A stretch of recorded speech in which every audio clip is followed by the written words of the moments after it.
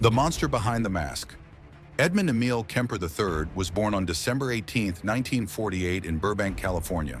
His early years were marked by violence and alienation. The divorce of his parents was the first blow to young Edmund. He stayed with his mother, Clarnell Strandberg, a woman with a strong character and a cruel attitude towards her son. Clarnell constantly humiliated and criticized Edmund, blaming him for her own failures and isolating him. She would lock him in the basement at night, fearing he might harm his sisters. These years formed a deep-seated hatred and anger within Edmund, which would later erupt in a horrifying way. In August 1964, Edmund Kemper committed his first murders. In a fit of rage, he shot his grandmother, and then, by his own account, to avoid seeing her reaction to his grandmother's death, he killed his grandfather as well. The court declared him insane, and he was sent to a psychiatric hospital.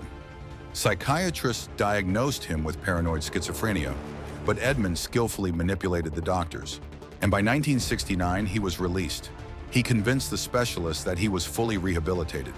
Upon returning home, Kemper found himself under the control of his mother, who continued to demean him. His hatred for her grew stronger. Between May 1972 and April 1973, Edmund Kemper's reign of terror unfolded as he preyed on young female students in California. His modus operandi was both calculated and chilling. Kemper would often drive around the college campuses of Santa Cruz in his yellow 1969 Ford Galaxy. He would look for young women hitchhiking, offering them a ride under the guise of being a friendly and safe option. His imposing size and calm demeanor helped him gain their trust. Once the unsuspecting victims were in his car, Kemper would drive to secluded areas. Using his charm and calm tone, he would put them at ease, only to suddenly turn violent. He would often handcuff them, rendering them helpless. After securing his victims, Kemper would typically strangle or stab them to death. His strength made it nearly impossible for the women to resist. The brutality of his attacks was shocking. He would sometimes decapitate his victims with a knife after killing them. He then transported the bodies to his apartment or his mother's house, where his gruesome actions escalated.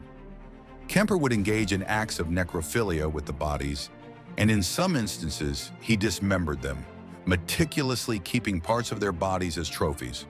His first known victims, Marianne Pesce and Anita Lucchesa, were picked up together in May 1972. After killing them, he brought their bodies back to his apartment, where he performed horrific post-mortem acts.